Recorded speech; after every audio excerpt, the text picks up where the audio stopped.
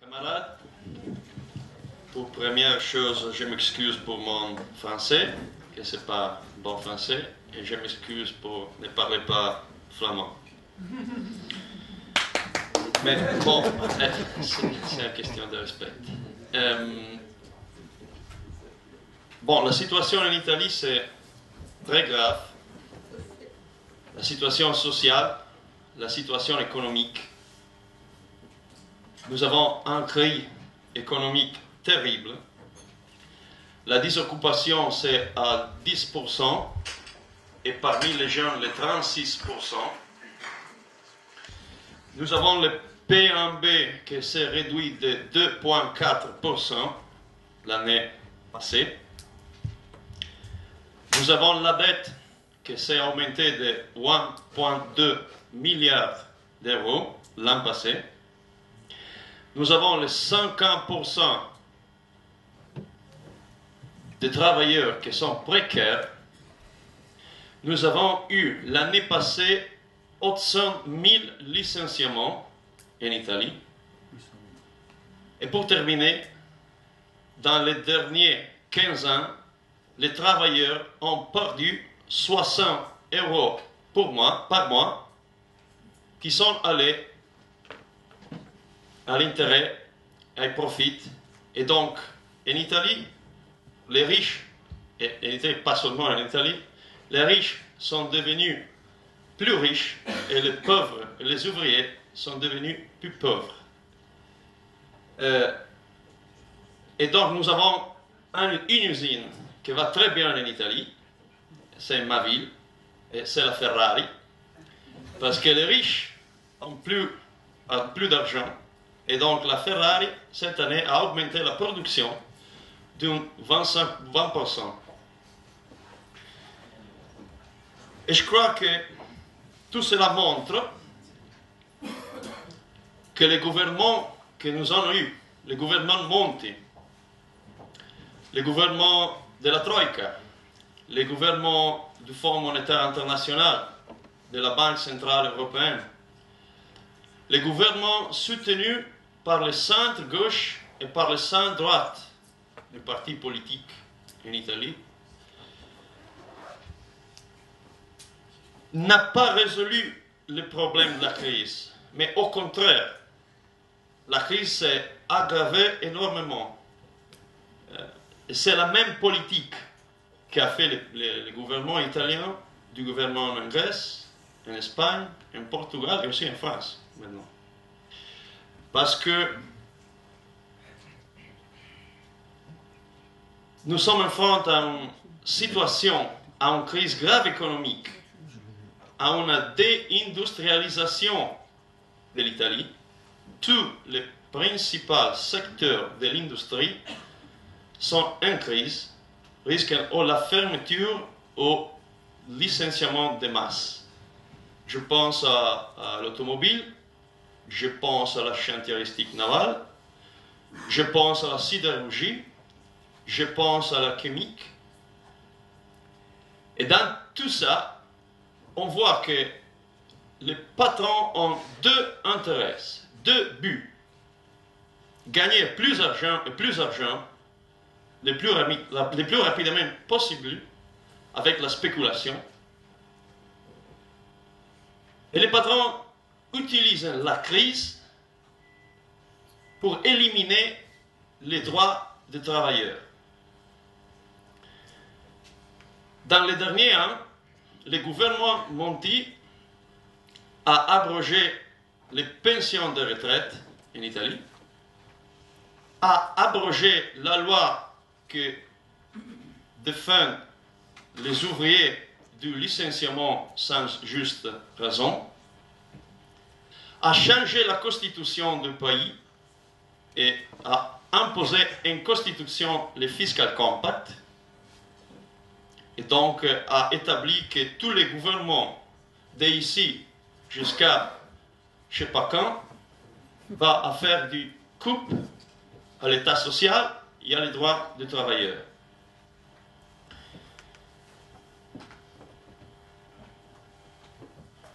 Bon, ça ne signifie pas qu'il n'y a pas de la colère en Italie. parce que la situation sociale, c'est le même qu'en Grèce, c'est le même de l'Espagne ou du Portugal. Nous avons beaucoup de luttes isolées, des usines qui vont défendre leur emploi dans la fermeture ou dans le licenciement. Et donc le problème, ce n'est pas à la base. Je crois que ceci c'est la question aujourd'hui. Ce n'est pas à la base. Ce n'est pas dans les travailleurs. La question, le problème, c'est dans les dirigeants du mouvement ouvrier. Et on a vu ça au niveau syndical et au niveau politique. Parce que qu'est-ce que signifie le résultat des élections en Italie? Bon, a gagné un comédien, un vrai comédien, parce que les autres n'ont pas comédien de résultat.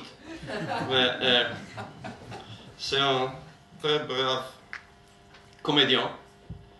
Et il a obtenu le vote des ouvriers, de beaucoup des ouvriers, particulièrement des ouvriers des usines en grève, en lutte. Et pourquoi ça? Pas parce que ils ont appuyé les programmes des comédiens. Parce que ceci, c'est un vote contre le gouvernement du grand capital qui a mené la politique de l'austérité et contre les partis et les syndicats qui ont soutenu cette politique. Et bon, ceci, je crois que c'est la question fondamentale. Quand le gouvernement en Italie a abrogé les pensions de retraite, les syndicats ont proclamé 3 heures de grève. 3.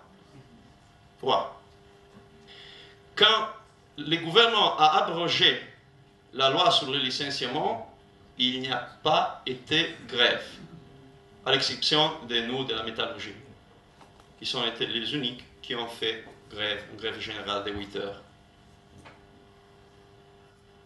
Et bon, je crois que c'est ça, c'est pas par accident, c'est pas par hasard.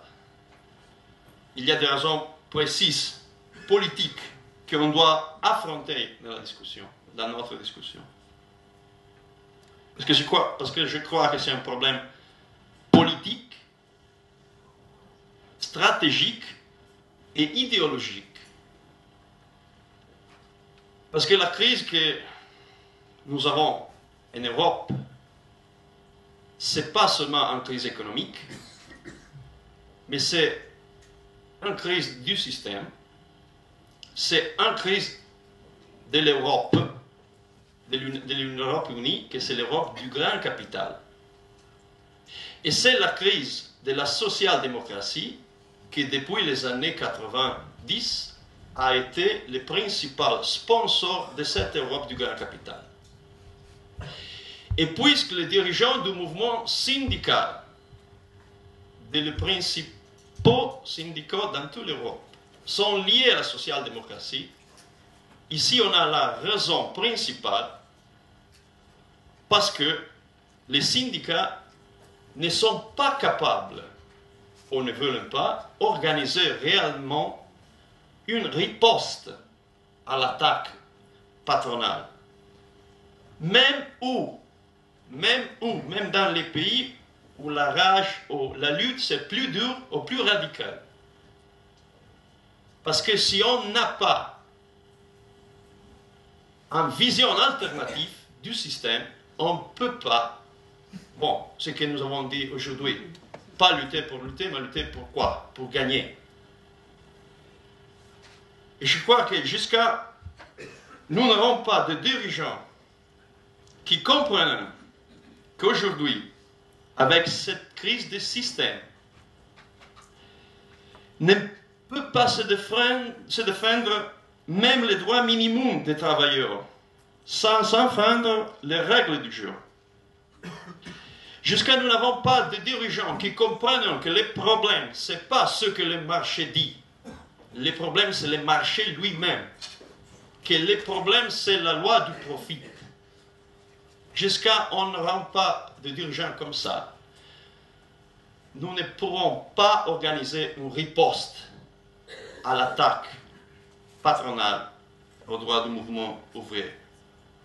C'est pour ça que, par exemple, en Italie, nous avons créé un courant de gauche dans la CGL et nous avons créé le comité contre le paiement de la dette publique. Parce qu'on va dire, bon, nous n'avons pas créé les dettes, nous n'avons pas créé la crise, ne sommes pas nous, ne sommes pas les travailleurs qui doivent payer cette crise. Vous l'avez créé, vous patrons, vous capitalistes, vous les payez, pas nous.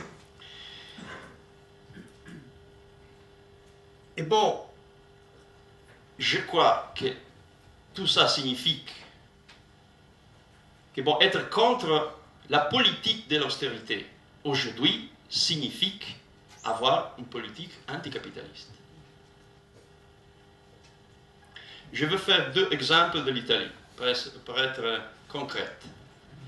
C'est-à-dire Fiat, que c'est l'usine de l'automobile, et c'est-à-dire Ilva, que c'est la deuxième plus importante usine de la sidérurgie en Europe. En Fiat, les patrons a commencé par un établissement de Pomigliano, Napoli. Et le patron a dit, ou les droits, ou le travail. Donc, ou vous acceptez de renoncer à tous votre droit, à être des esclaves dans l'usine, ou bon, je vais porter la production dehors, donc, à délocaliser. Comment on peut accepter ce chantage? C'est ça. Et bon, à la fin, il a appliqué ce chantage parce qu'on a moitié de travailleurs qui sont dans l'usine avec la peur de la perte du travail et qui sont traités comme des esclaves et moitié de travailleurs qui sont à la maison avec le chômage économique. Et la perspective, c'est, bon, de perdre le travail. Donc, les travailleurs, avec une majorité très petite, ont accepté le chantage, parce qu'il y a eu et il y a maintenant une révolte, une bataille contre ce chantage. Mais bon, même si l'on a accepté, c'est ça, n'a pas signifié la salvation de tous les travails. Mais on a la moitié des travailleurs qui sont à la maison. L'autre exemple, c'est l'ILVA. Le chantage à l'ILVA, c'est ou la santé ou le travail. Parce qu'il y a beaucoup de pollution produite par la sidérurgie, par l'usine. Il y a beaucoup de familles avec le cancer, mais familles entières. Enfants, la maman. Et la question, c'est que pour reconstruire, dépurifier l'usine, le prix, c'est 3 milliards d'euros. Et le patron a dit, 3 milliards d'euros, pourquoi? Si vous ne voulez, bon, je vais dehors, je vais fermer l'usine. Et donc, est-ce qu'on peut dire, quand on est en front de cette situation, peut-on accepter le chantage? On doit se révolter. Et si on se révolte contre, quel est le but? Comment on peut penser de sauver tout le travail? On doit se poser la question de comment produire, quoi produire, quel est le but de la production? Est-il une production pour le profit d'un patron ou est-il la production pour la collectivité, pour l'intérêt collectif? Et donc, est ou non d'actualité aujourd'hui la question de l'expropriation, de la nationalisation sous le contrôle des travailleurs des usines, comme riposte des travailleurs à la crise du capitalisme? Et bon, je n'achète pas la critique qui dit, ben bon, les travailleurs aujourd'hui ne comprennent pas cette question, parce que c'est trop... Bon, pour deux raisons. La première, c'est que c'est pas toujours comme ça. Bon, on a des discussions sur la question de la nationalisation. J'ai entendu aussi à la FOR ici, mais on a l'exemple, m'a expliqué les camarades grecs, d'une usine dans laquelle les ouvriers en Grèce ont pris la fabrique sans les patrons et ont commencé la production. Et même où les travailleurs ne comprennent pas aujourd'hui, c'est qui doit poser la question, sinon les dirigeants syndicaux, sinon les dirigeants du mouvement ouvrier. C'est qui doit ouvrir cette discussion entre les mouvements ouvriers, sinon les dirigeants, sinon les militants, sinon les cadres des organisations de mouvements ouvriers. Et je crois que l'exemple que nous avons de l'Amérique latine, c'est très, très, très important. J'ai eu le privilège, je n'ai pas eu dans ma vie beaucoup de privilèges, mais le privilège d'être à le congrès continental de toutes les usines sur contrôle ouvrier en Amérique latine en 2006 en Brésil. Et je crois que nous devons aujourd'hui ici expliquer ce qui se passe là. Parce qu'ils ont démontré que oui, on peut. On peut. On peut marcher sans le patron. Et bon, on le fait mieux. On le fait mieux. Et donc,